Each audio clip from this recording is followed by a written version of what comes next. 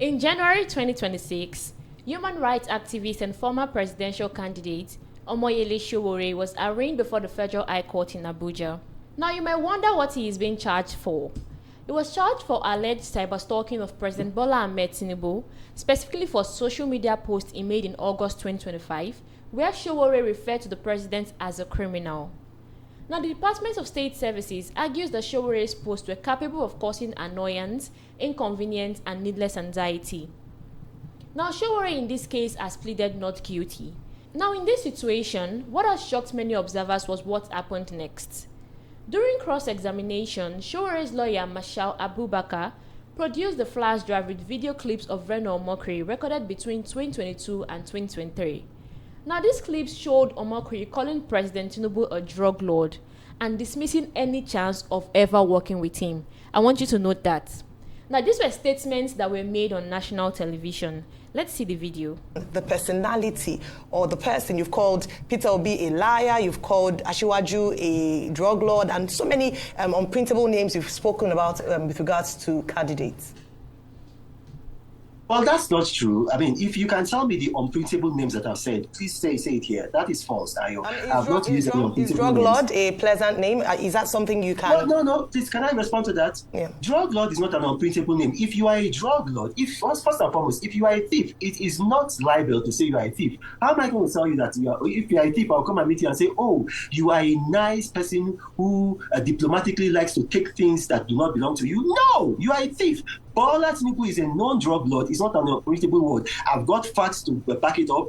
I've got documents to back it up. I spent my money. I went to Chicago. I went to the court. I got the certified true copies. Bola Tinubu is a drug lord. That is not an unprintable name. As for Peter Obi, he lied. And when you lie, you are a liar. That's not an unprintable name. In the United States, in the United Kingdom, I worked in Parliament in the United Kingdom, right on the floor of Parliament. If you lie, they call you a liar. It's not an unprintable name.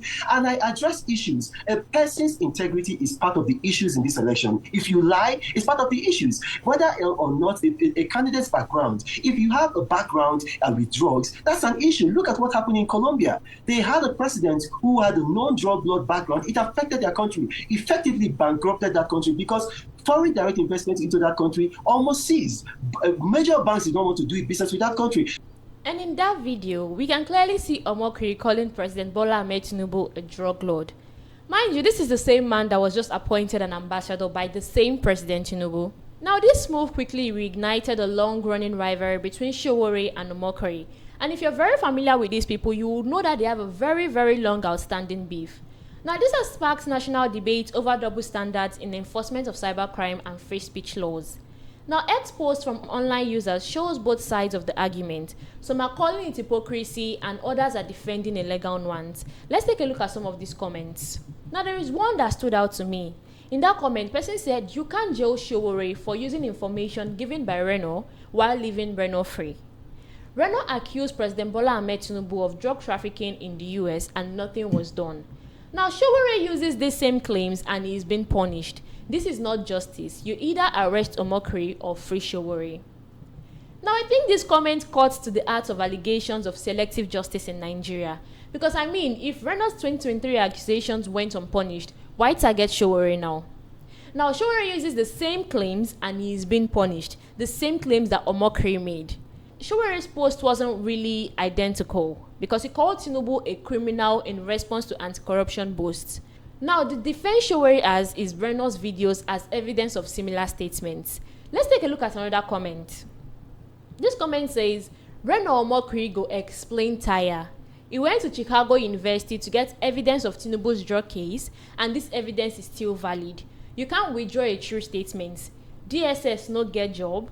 Ambassador of Nigeria, which Tinubu chose in his government, confirmed Sowore's position. Sowore is hero. Now, in 2023, during the election season, in a widely circulated Arise News interview, he said, I spent my money, went to Chicago, went to court, and got certified true copies. Bola Ahmed Tinubu is a drug lord.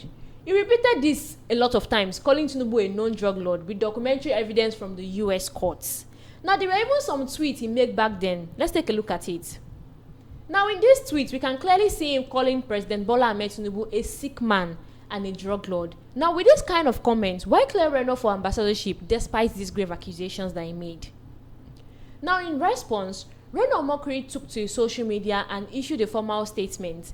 Now, in his post, he does not deny making the past comments. That's what Sowore said he did. He did not deny it. But then he insisted that he withdrew them publicly and repeatedly as of 2023. Let's take a look at his response. Now, in his response, he said, "I did make uncomplimentary remarks, but I later realized they were not true and publicly retracted them in writing and video across several platforms." He also argued legally that withdrawn statements cannot be used as proof of truth or to defend Sowore, essentially claiming that once retracted, they lose their evidentiary value. Now, Omokri went further, saying he has publicly apologized, reaffirmed support for Tinubu, and is ready to testify under oath. Now, I think admitting video evidence is not even about agreeing with his content, but whether it is relevant to questioning consistency or selective enforcement. Now, the defense is still using it to raise questions about how the DSS handles critics depending on their politics. So before we proceed today, let's hear what Sowore had to say. I think the issues about the suppression of free speech, which is what this issue is at the center of, is as a result of politics. And it was the same politics that led them to arrest me in 2019, prosecute me for 5 years, failed at it, and instead of learning from the past or their mistakes, they continued in 2025. This is one of the 5 cases that are related to my freedom to freely express myself that is before this federal high court. I also have one against that was brought against me by the illegal IGP, several of them. But what transpired in court today is a situation where the DSS, in its lawlessness and irresponsibility, came to disgrace even the president of Nigeria. Because a key evidence was admitted where the president even said that it is his duty to protect the rights of people who might have adverse commentary against him. I'm not standing for before people say that I'm supporting Tinubu. Whether he says it or not, it doesn't matter to me. I've been speaking my mind even when he was a senator in 1992 under the military. But that was what was made available to the DSS playboy that they brought today. What is also very interesting is that the DSS should stop disgracing itself by presenting some of their most unqualified officials to represent them in public. This guy said he has been in the DSS for 10 years. He didn't know that I was arrested in 2019. But the bottom fell off at the last minute when he said, I was not prompted by the president to do what I came here to do.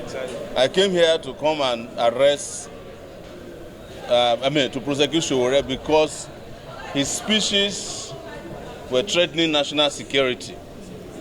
So when are we going to prosecute Tinubu for threatening national security when he said Jonathan was a drunkard? Was he prosecuted? When he said Obasanjo was a rotten fish, when Obasanjo was president of Nigeria, was he prosecuted? And several other things he has freely said. But, you know, this is a period that we must start questioning also the mental stability of these guys and our security services. I feel like this is not just a trial. It is a test of public confidence in how the law is applied in digital speech cases. Well, let's go back to social media. Let's see how social media is taking this case. Now, in one of these tweets, there was one that stood out to me. The person made a statement. He said, when Omokri made those remarks about Tinubu wasn't president yet. But with Sowore, Tinubu is already a president. Now, what does that mean for Sowore? I think this is a new light to the case, honestly. However, the Federal High Court has adjourned proceedings to February 4th, 2026 for continuation of the trial. And legal observers say the admitted videos could strengthen arguments about selective prosecution, depending on how judges interpret relevant and past conduct. Now, as this case heads back to the court on February 4th, one thing is very, very clear. This trial is not just about Omoyele Sowore or Reno Omokri.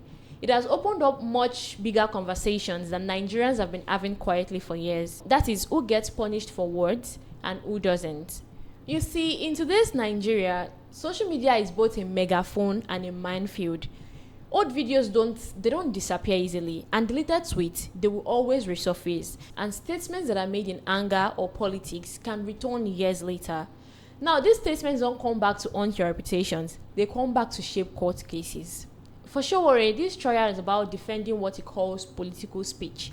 And for Omokri, it is about drawing a legal line between statements that are made, statements withdrawn, and statements that now carry consequences. So whether you support Sowore or you believe Omokri's retraction should matter, or simply worry about free speech in democracy, there is one thing that this trial is forcing us to think. It is forcing us to think twice about the power of words in the age of screenshots and screen recordings. Well, we're going to continue to follow the case closely as the proceedings resume. Now, in our last video, we spoke about President Tinubu's visit to Turkey and his mini stumble. However, that stumble wasn't the only thing that happened in Turkey. A lot more happened. But before we talk about that, let's talk about this Japhet Omojuwa's post that is currently trending on Facebook. Now, if you look deeply at this comment, you can tell that it's a satire. Looking at this comment, it's like we are too quick to mock or we are too slow to see substance. Now, the second part of this post is the viral hook. There he said, a cameraman tripped Tinubu during the Ankara welcome. Physics applied, that means he missed a step, and the producers switched views instantly. Don't think about this, laugh at Tinubu. Now, this post he made, you might think he's defending the president, but he's not defending the president. It is exposing how one human moment can become the story. Now, in a world of clips and memes, the fall overshadow diplomacy. That is what the president went there to do. I'm very certain we've all seen the video of President Tinubu falling in Turkey. That video was a short clip, a few seconds. He was walking during a ceremonial welcome and then he stumbles a bit. Now, what did the internet do? The internet grabbed it and they ran. You see people laughing about it, people making jokes, and even turning it into memes. Some even turned it into proof of whatever opinion they already had. But is that really all there was to say in that video?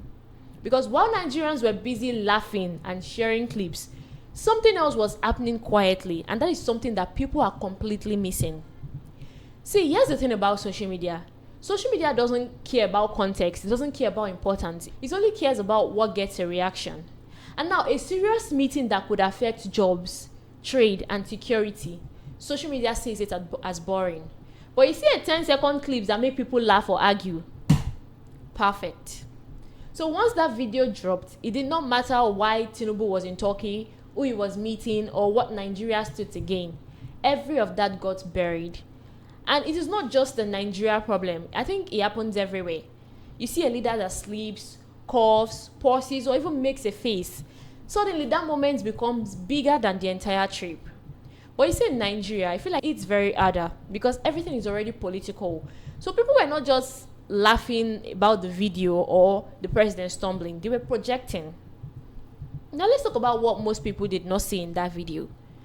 Nigeria and Turkey have signed a significant memorandum of understanding, that's what we call the MOU, on halal quality infrastructure as part of a broader bilateral agreement. And this happened during Nigeria's President Bola Ahmed Tinubu's official state visit to Ankara. Now you see this deal, it was highlighted in a social media post by commentator Charles Awuzie, and is seen by some as a step toward unlocking growth in Nigeria's emerging halal economy, potentially positioning the country to tap into the global halal market. And this is often estimated in trillions of dollars. Now, in Charles Awuzie's post, he said that halal economy is about to boom in Nigeria. Now, if you've been following conversations about Nigeria's economy and global opportunities, this post by development advocate Charles Awuzie is one that you need to pay attention to. You see, the halal economy goes far beyond food. In this case, we're talking about agriculture, pharmaceuticals, cosmetics, logistics, tourism, finance, and manufacturing. You see industries where halal certification is a passport into the massive global market. And this happens across the Middle East, Asia, Europe, and Africa. And you see, for Nigeria, this deal could actually be a game changer. And people fail to realize that. Now let's go back to halal. Halal accreditation is a critical requirement for accessing key international markets, particularly in food processing, also in pharmaceuticals, in cosmetics, logistics, and tourism. You see, where compliance with halal standards determine market entry. Now, we have a bilateral accreditation framework that could actually allow Nigeria's product to meet internationally recognized certification benchmarks, which can also reduce barriers to export and improve competitiveness. Now, if this agreement is actually implemented effectively, this kind of deal can put Nigeria in a position to expand its footprint across halal compliance markets like in the Middle East, in Asia, in parts of Europe, while also attracting investment into domestic value chains. Now, the halal-specific agreement involves cooperation between Turkey's halal accreditation agency and Nigeria's accreditation agency. Now, this can establish mutual recognition and standards for halal certification, and by doing that, we can now facilitate trade in halal-compliant products like food, cosmetics, pharmaceuticals, and even finance. Now, we have commentators like Charles Awuzie that have linked this to the broader global halal economy, which he referenced in Para Post as potentially worth trillions. Now, when we talk about trillions like this, we mean $2 to $3 trillion, and that is happening annually. Now, we describe the deal as a catalyst for a boom in Nigeria's halal sector following Tinubu's trip.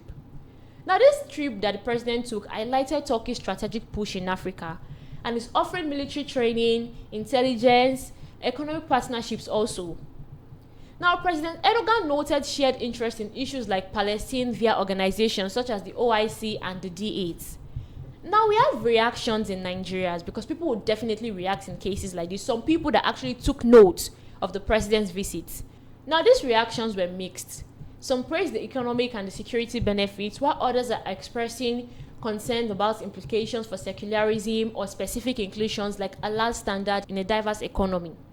Now, this deal is framed officially as pragmatic trade enhancement rather than religious policy. So you see, partnership like this, they can build power engagement and can yield quick wins in investment, job creation, and export diversification for Nigeria.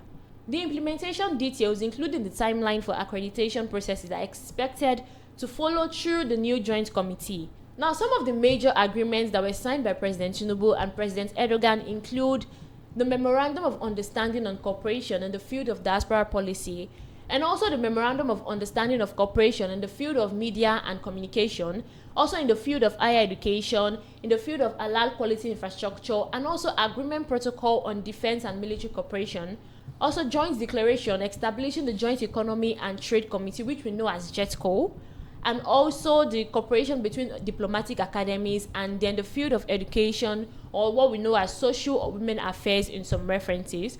And then the last one is the cooperation between the Ministry of Family and Social Policies and the Ministry of Women Affairs.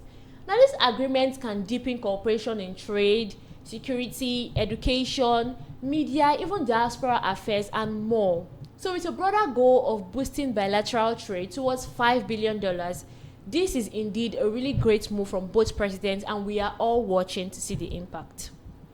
Now we take our focus to what is currently trending in the United States. On January 28, 2026, the US President Donald Trump hosted the Trump Account Summit at the Andrew Mellon Auditorium in Washington. Now, this summit was organized by the US Treasury Department, and the event promoted the rollout of Trump's Account, which is a new federal initiative from recent tax and spending legislation, and it is aimed at building early wealth for American children. Now, this summit featured speakers like Scott Bessent, Senator Ted Cruz, and Kevin O'Leary from Shark Tank, and even celebrities to highlight the program's potential. Now, this program encourages private philanthropy, and we have billionaires like Michael and Susan Dale that pledged $6.25 billion, giving extra $250 million to people of lower income and kids under 11. And then we have banks like JP Morgan Chase and Banks of America that have joined to support this initiative. Now, the most highlighting part of this event was when popular rapper Nicki Minaj made a surprise appearance and was called to the stage by President Trump, where they held hands in a moment that quickly went viral on social media. Now, Nicki Minaj declared, she said, "I am probably the president's #1 fan," and also emphasized that God is protecting him. She also addressed criticism and backlash from some of her fans that are upset about her support for President Trump. Now, in her statement, she said, "The hate or whatever people have to say does not affect me at all. It actually motivates me to support him the more." She also said that negativity only strengthens her loyalty and urged others not to let the bullies target him. Let's watch this clip quickly. Hello. Well, I don't know what to say, but I will say that I am probably the president's #1 fan. And that's not going to change. And the hate or what people have to say, it does not affect me at all. It actually motivates me to support him more. And it's going to motivate all of us to support him more. We're not going to let them get away with bullying him and, the smear campaigns. It's not going to work, okay? He has a lot of force behind him, and God is protecting him. Amen. Now, Nicki Minaj pledged personal funds to support the program, and she contributed between $150,000 to $300,000. Now, Trump praised that generosity on stage, noting that she was investing hundreds of thousands of dollars in the Trump account to support the children, and really children of our incredible fans. Let's watch the clip. So much over the years, because I didn't know Nicki, and I've been hearing over the years she's a big Trump supporter and a Trump fan, and she took a little heat on occasion. Her community isn't necessarily, I tell you, we did pretty damn well with that, with your community, as we say. But Nicki has been an unbelievable supporter. She gets almost as much as Mr. Wonderful over here. He's been another one that's been so good. But I'd like to ask you to come up, Nicki. Come on up. Come on. She's been such a great supporter, and a great supporter of Trump accounts. Now, from that video, we can tell that details on eligibility for our donations are not yet clear, as it is a private contribution for using the program's infrastructure. Now, Nicki Minaj has not historically endorsed Trump during his campaigns, but one thing she has done is increasingly shown public support in recent times, and this ties to Trump's push for public-private partnerships in economy policy. We've seen him use high-profile figures like Nicki Minaj to boost awareness and participation ahead of the program's full launch. Now, let's return back here to our home in Nigeria. A Kaduna State High Court in Kafanchan has remanded a farmer identified as Timothy Ayok in a correctional center following allegations that he raped a 70-year-old widow. Now, this incident, which has drawn widespread condemnation, highlights the persistent issue of sexual violence against vulnerable elderly women in parts of northern Nigeria. And according to court proceedings reported by the Daily Trust, the accused, which is a local farmer, allegedly committed the offense against the widow in a residence or nearby the area in the southern part of Kaduna State. Now, specific details about the assault, including the exact date and the locations, were not disclosed in initial reports due to the sensitive nature of the case, and that is very, very understandable. But then there is ongoing legal proceedings.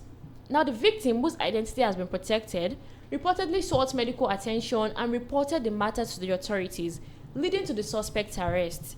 Now, the prosecution presented the case before the High Court, where the judge ordered Ayok remand pending further hearings and trial. Now, he was denied bail at this stage. I don't think he even deserves bail. That's my opinion, though. Now, this bail denial reflects the gravity of the charges under Nigerian law. Rape offenses in Kaduna State fall under both the Penal Code, which is applicable in northern Nigeria, and the Violence Against Persons Prohibition Act, which prescribes severe penalties including life imprisonment for such crimes, especially when it involves vulnerable victims like the elderly woman in question. Now, community reactions have been one of shock and outrage, with local residents and women rights advocates calling for swift justice and greater protection for elderly residents living alone. So the case underscores broader challenges in Kaduna and Nigeria at large, where sexual violence remain underreported due to stigma, fear of reprisal, and sometimes inadequate support systems for survivors. Sometimes you see elderly women that are often living in isolated or rural areas. These people are particularly at risk. Now, this incident is part of a disturbing pattern of sexual assault on older women in the country. We have historical reports, including those from Amnesty International, that have documented similar cases contributing to a call for a state of emergency on gender-based violence. Now, historical reports, including those from Amnesty International, have documented similar cases contributing to calls for a state of emergency on gender-based violence, although implementation has been very, very inconsistent. Now, authorities have urged anyone with information that is related to the case to come forward, while emphasizing the importance of prompt reporting and medical examination for survivors to aid investigations. Now, this matter is expected to return to court for arraignment and trial in the coming weeks. The victim is said to be receiving medical and psychological support through the available channels. However, this story is still developing and further details may emerge as the judicial process continues. One thing you should know is that sexual violence is a very serious crime, and survivors are encouraged to seek help from trusted authorities, medical facilities, or even organizations that are dedicated to supporting victims of gender-based violence. Now we dive deep into one of the most talked about stories that is currently rocking Nollywood right now. And this is about the escalating feud between actresses Angela Okori and Mercy Johnson Okogie. Now, what started as a social media shade in the mid-2025 has exploded into arrest and court remands. This beef didn't start yesterday. It traces back to June 2025 when Angela Okori went live and posted on her Instagram story accusing Mercy Johnson of serious health issues. She claimed that Mercy Johnson was battling a terminal or severe illness. Now, Angela framed some post as concern or sisterly advice, but it included harsh words calling out hypocrisy, saying that Mercy Johnson used church words that didn't match her actions. And she also urged Mercy Johnson to seek forgiveness from people that she had allegedly wronged. Before we proceed, let's see the video. I got the news recently that Mercy Johnson is not feeling well. And I really honestly feel for her, and I want the best for her. I want her to win. And for real, the kind of sickness they told me she has is not something I would ever want to wish any of my enemies. And today, I've forgiven her. And I would not want to say anything that has to do with her. You know, sometimes these bloggers, they're really crazy. When they just see me comment on somebody's wall or something, they will just go and munch it and post it before you know it will start trending. So, today I've forgiven her, but the truth of what I will have to say is she should go and apologize to people she has offended. Yeah, tell her I said so. Tell Mercy I said she should go and apologize to people she has wronged. It's better. Apologizing to people you have wronged is better than using church words that you don't represent. Apologizing to people when you hurt them, when you do them evil. Mercy did a whole lot of things in the industry, and today I am forgiving her. From the depth of my soul. For real, I'm forgiving her. My spiritual father called me and said, forgive them. Even if she has hurt you, forgive. And I said, Daddy, I've forgiven. I've forgiven him. I've forgiven her. But what she did is out of this world. People don't really need to know. I don't really need to say it, but if I keep saying Mercy is evil, Mercy is evil. Oh. Mercy is evil, but I've forgiven her. I've forgiven her. God knows from my heart I have forgiven her. I am not forgiving her for her. I am forgiving her because of God. I'm not forgiving her for me. I'm forgiving her because of God. But if you want to go down, what this lady did to me, she went spiritual for me. So imagine say I done the mat for street now, waiting for them to happen. So imagine say I the mat for street now. Okay, this Angela one they still say they fresh today, you know, you don't understand. So imagine. So waiting for the apple. What is actually going to be what will be her gain? That is really some very, very serious allegations. Well, it is important to note that while all of this was going on, Mercy Johnson stayed mostly silent at first. But then the online dragging continued and went on for weeks. By July 2025, Angela issued a public apology to Mercy Johnson and even Ned Wokos, that's Regina Daniels' ex-husband, saying that she had stopped the negative comments. Now, both sides reportedly agreed to peace, no more shade online. That was what it was supposed to be. Now, many people thought it was over, but you know online feuds in Nollywood and in the entertainment industry, they rarely stay buried. So fast forward to late 2025 and early 2026, old videos resurfaced and then the tension simmered. Now, Mercy Johnson posted a warning on her Instagram story. She said, "Cyberbullying me or my family won't be business as usual in 2026. Now, that was supposed to be a warning for Angela Okori. Fast forward to January 27, 2026. Angela Okori was arrested at a Lagos residence around 5 p.m. by the Nigerian Police Force and National Cybercrime Center. Now, her phones were immediately seized, and she also spent the night at Yaba, popularly known as Banti Station, due to flight logistics. Then she was flown to Abuja at 6 a.m. and arraigned at the Federal High Court before Justice Emeka Nwite. Now, she was charged with 3 counts: criminal defamation, cyberstalking, and cyberbullying under the Cybercrime Act. She was also accused of conspiring with one Ifeoma Mbono to post defamatory content, including calling Mercy a blood-sucking demon on Instagram. Now, as of today, January 30th, 2026, there is no confirmation of release yet, but we'll continue to monitor the story as it evolves.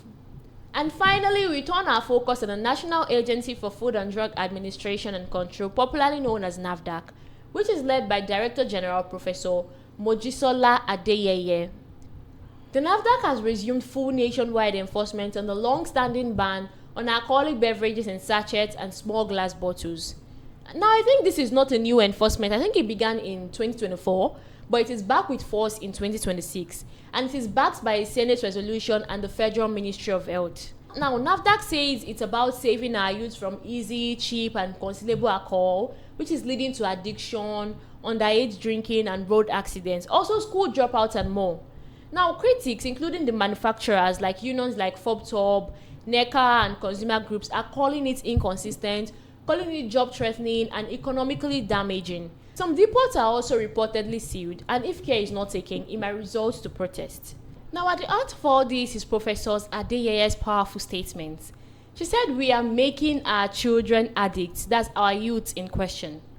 In recent press release and media addresses, she explained that sachet alcohol is cheap, portable, and easy to hide in pockets or school bags, and also is sold at every corner or every kiosk. Now, the label there saying "not for children" don't work in reality because kids buy them openly. Let's hear what the NAFDAC chairman has to say. Directors, that was 2017. My directors kept telling me about sachet alcohol. I didn't know what sachet alcohol is. I happened to go to a company and I saw a pack of it, and I thought it's a breakfast grain or breakfast bar rather, because the packaging was so nice, so colorful, and I touched it, it was liquid, and my directors just giggled that they said that is sachet alcohol. I said, sachet alcohol? With about 43-45% alcohol, the concentration of alcohol, that can be easily squeezed into a pocket of a primary school, secondary school child. So we said, what can we do? This was 2018. Let's reduce the volume, the concentration, and engage manufacturers. But before we even started engagement, AFBTE, Association of Food and Beverage, and DBAN, the distillery group, they've gone to the Ministry of Health to complain. So we were called, and a lot of discussions went on. This was 2018. Professor Adewale was the minister at that point. Finally, we came to agreements that, okay, because they mentioned, this was 2018, that it will affect their business. Professor Adewale said, okay, let us give you 5 years to reorganize. And we gave 5 years. FCCPC was at the meeting, NAFDAC, Ministry of Health, DBAN, AFBTE. We all signed that by after 5 years, They will not sell alcohol in sachet. We are not banning alcohol. We approve alcohol in different packages. It is only in small packages that we are banning. We all agreed. And the moratorium expired 2024, January 31, and we started enforcement. But the ban and AFBT took us to the House Committee on NAFDAC, and they told us to suspend it. It's a ministerial decision. I believe it was maybe middle of 2024. The then Minister of State, Dr. Alausa, went with me because they invited me to a committee meeting, meaning the committee on NAFDAC in the House. They invited me to a committee meeting, and Dr. Alausa went with me, only to find out it was an ambush. It was a public hearing. So myself and Dr. Alausa found ourselves in a big room of about 100 or more than 100 people. And Dr. Alausa said, this is an ambush, but nonetheless, let us discuss. At that meeting, AFBTE joined the ban to say that that agreement is not official, that agreement was under duress. Now, from what she said, I was able to pick a few points. And the first one is, what they are trying to do is to target vulnerable groups. Groups like children, adolescents, young adults, so as to not condone underage drinking and addiction. And you see, when they continue in this way, it can lead to violence, accidents, even dropout and long-term health damage like liver issues and brain development. Now, what they are doing also is not completely banning alcohol entirely. There is still larger bottles, they are still allowed and still very registered. The ban is not because they don't like the alcohol, it is because they are trying to protect the young ones. They are trying to reduce access and not punish producers. And this is backed by a Senate directive, which means the resolution is supporting enforcement, and it is also from the Ministry of Health. Now, I can't lie, these are very, very good ideas, but don't you think there's something else that can be done aside implementing the ban? But let's hear what the chairman has to say. It is to continue to manufacture in bigger volume. We are not against alcohol. We have not shut down any company. Okay. It is pack size that we are after. No, but there are evidence that you shut down some companies. In fact, there are pictures here that enforcement have been done on some companies that we can see NAFDAC seal shutting down some companies, National Agency of Food, Drug and General Control, and they have been shut down in Enugu, in Ebonyi. So you have shut down. So saying that they've not shut down companies have been shut down, ma. Lines are being shut down because in a company you have that make alcohol. You have the ones that, the lines that are for big bottles. You have sachet lines. We are shutting down lines. We are not here to disrupt trade. We are for trade. Prof, yes. Just before we go, the MAN Director General, Segun Ajayi Kade, was here yesterday on this program. And he said, NAFDAC always engages in monologue, that you hold meetings with them. But when you hold meetings with them, you don't ever listen to them. Are you guilty as charged? Actually, it's unfortunate that Mr. Ajayi Kadri was playing to the gallery. Now, looking at this conversation they just had, this ban looks like something that can rob a lot of industries a lot of money. And some of them, it might even lead to closing of the industry permanently. Now, these industries group are not taking it really lightly. We have industry groups like FOBTOP, NECA, and MAN that are pushing back really hard, calling it inconsistent with past suspension, including the XGF December 2025 directives. Now, these industries are saying that this ban could lead to loss of jobs, black markets, and economic pain. Health advocates and groups like the Reno Development Initiative urges NAFDAC to stand firm because this policy is irreversible for good reasons. And the reason there is to protect our children from early addiction. Now, in the end, Professor Adeye's word cut very deep, where she said we are making our children addicts.